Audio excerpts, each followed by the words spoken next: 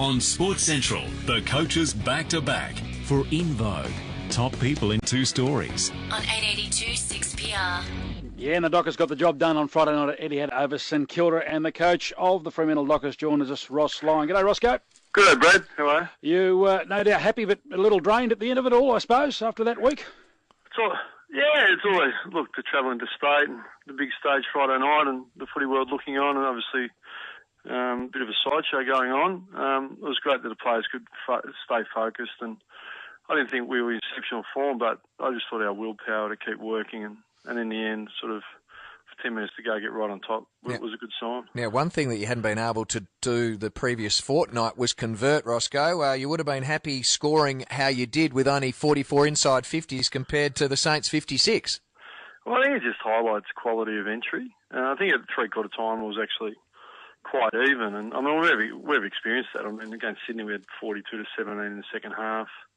In Brisbane we dominated. So sometimes you can just sort of lock the ball in your front end, but there's that much traffic down there that in reality you don't score. You're just looking for some congestion goals. So we actually moved the ball really well to space in the open side, and I thought our kicking was a feature. Even though in the first quarter we were playing that way but turned it over. But once it opened up a bit more, we sort of were able to sort of deliver with the ball. And I thought so our effort and our skill was really good, but the mechanics of our clearances were quite poor, but I think that's easily fixed. Ross, the transformation of Clancy Pearce has been fantastic. I mean, from his body shape to everything he's doing on the field, you must be delighted. What did you do with him? What did you say to him? Well, it's nothing I did. It's just Clancy sort of rolled up his sleeves, put his work boots on.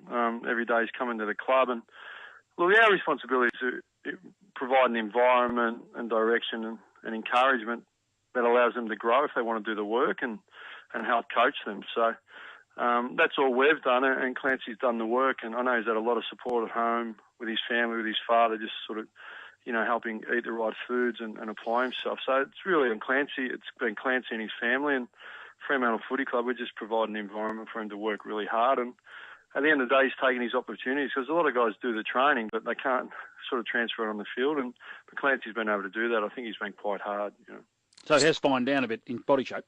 Yeah, he has. He's a lot leaner. He's consistently one of our best on the track, and it's funny that. I mean, I don't think times have changed much, and those that train hard and have a modicum of talent tend to get ahead in the game. But you have significantly taken weight off quite a few players. You look at Ryan Crowley, even Matthew Pavlich, Ross. They just look like a lot of these players, key players in your team at the moment, have lost a lot of weight. Well, we've identified the trend of the game. It's more continuous and a little bit more endurance-based. So our, Jason Webber, our elite sports science really manager, he sort of drove that direction, and we've backed him in, and the players are able to run and work, and they've got good continuity. So a lot of water to flow on the bridge yet, but there's some promising signs. Now, we expect so much out of Stephen Hill. It was great to see him, again with a heavy tag. He was reasonably well held to half-time, but he was able to shake the tackles and have real impact in the second half. He did. It was he had a lot of support from his teammates, and when you're getting tagged, it becomes a weight of numbers performance. You need a lot of support around you, and I thought the experience of Pavlich and Mundy and Sandilands really blocking for him and giving him the ball sort of helped him grow. But again, he had 10 hardball gets, 10 went in and got it basically. So he really went inside the game and exploded out of it. And I mean, that's what Chris Judd and Murphy do. So, that's what we want him to do for us as well. Ross, I think the big thing for Fremantle was the fact that I know your ethos is, contested ball, compete, hard ball gets, all of that sort of stuff. You might have got beaten in that area, clearances, but you found a way to win. Yeah, we did, and I think it just highlights you're not always going to have a great day getting your hands on the ball. And so, as Lee Matthews often said, the team that works hardest without the ball most often wins, so effective tackling. So I thought we worked really hard without the ball, but when the game was up for grabs in the last quarter, we got hold of the ground ball a fair bit with a +9 differential, so they had to tackle us more, and in the end it broke the game open. So, and the clearances we won in the last quarter, so they learned some lessons. And look, it's a foundation. If you win in the ball, you're controlling the game a little bit. So it's something that wasn't a feature over the last few years, and we've been inconsistent this year, but we want to try and make it a feature of the team. Ross, we spoke about this on Saturday morning, and I have to bring it up with you now. With Lenny Hayes, and you must have the highest admiration for him, the way that he's come back into the game after a serious knee injury and the impact that he's having. And now that you've gotten inside Fremantle and got to know Michael Barlow, likewise, you'd have to say exactly the same. Oh, he's an impressive character, Michael. I think, look, Lenny's been doing it for 10 or 12 years and has done it on the biggest stage. Michael come off a rookie list and started to get going, then had the significant injury. So I think we're talking about a 20-game player. I mean, Michael's got a lot of work to do yet. He's showing good signs. We're still managing his body, and at the end of the day, he's got to come up against the best consistently and beat them. And we're confident that he can grow into that, but he's got a few more bags of flour to eat yet, hasn't he? Two-part question, Aaron Sandilands. How did he pull up after the game? And you obviously changed on the run, which was great because Lenny was sharking most of his tap-outs, and then he started to put the spike into it a few times, which really broke the game up, which I thought was fantastic. Yeah, you're spot on. We spoke about, look, if we're trying to direct it precisely and we're not touching it, why don't we just get it to space? So that's the beauty of Aaron. We can mix it up.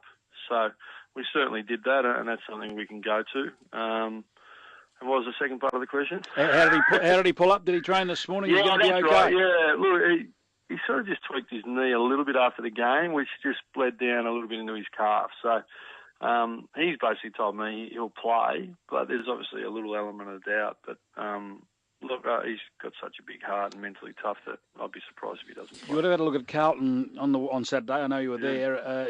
You would have learned a trick or two from the Bombers. They really got numbers back, didn't they? They really cluttered up their space to work, etc. And they had a couple of hit-up players, including Hurley and also Cramerick, who, if the quick kick out of the defensive half to somebody who's going to be there. Yeah, I think it was a pretty good summary. They worked really hard to support their defence. I don't think they sat there, the Bombers. I thought they ran back. And they applied enough pressure around the ball that Carlton had to kick it in sort of a little bit higher than they probably like. And then on the counter, they were pretty good. So, I mean, that's not typical of Carlton. They've been an elite team. And, they're really quick and a dominant clearance team. So where we struggled, they're strong. So we really need to go to school on what the Bombers did. And I was there watching and, I thought the Blues would come back. And when they were coming back, they just slaughtered some opportunities to not put the scoreboard pressure on. So, look, we've got a lot of research to do yet. But look, when you see someone beat a team, it sort of does fuel your belief that you can go to school on it. And if we bring great effort and bring the right mechanics, that will be in the game. Well, everyone thought that they were going to go through Carlton and win that game. Most of the tipsters were saying that Essendon were no good. Well, they're sitting third on the table and they haven't lost a game, Essendon. And you come up against the Blues, who have only lost one game. And when you look at the top 8, there's no easy games at the moment, is there really? No, that's a nice old cliche, but I'd have to agree with you. No easy games, and it's surprising that the tipsters are getting it wrong. That sort of shocks me. Look, it is really difficult, isn't it?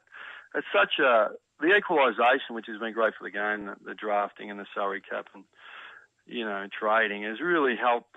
And there's been some teams rebuilding that are now coming to the fore, and the other teams at the top end, like the Bulldogs, have sort of lost some players to retirement. And the Pies and the Cats. So it's evening out a little bit, and I think it's going to be those that are mentally switched on regularly are going to have some great opportunities. What does your intel tell you about Chris Yarran? Because you probably you got to keep up with him because you probably play a defensive forward on him if he plays, and he's a sort of bloke who can run riot at Subi. Geez, he's quick, isn't he? They've got some pace. Jeffy Garlett and Yarran and, little Eddie Betts. They've got a bit of pace, so... Look, it's going to be about what you spoke about. We've got to get our hands on the ball first because if Judd and Murphy are walking out, I don't think it matters who we play on him. But he's a special talent, isn't he, young Yarran? So, we're going to have to play a physical game and, pressure game and not play circle work. Because I think if we play circle work, everyone's tried that with Carlton and I think you're going to be in trouble. So we want to come and compete fiercely and put some pressure on.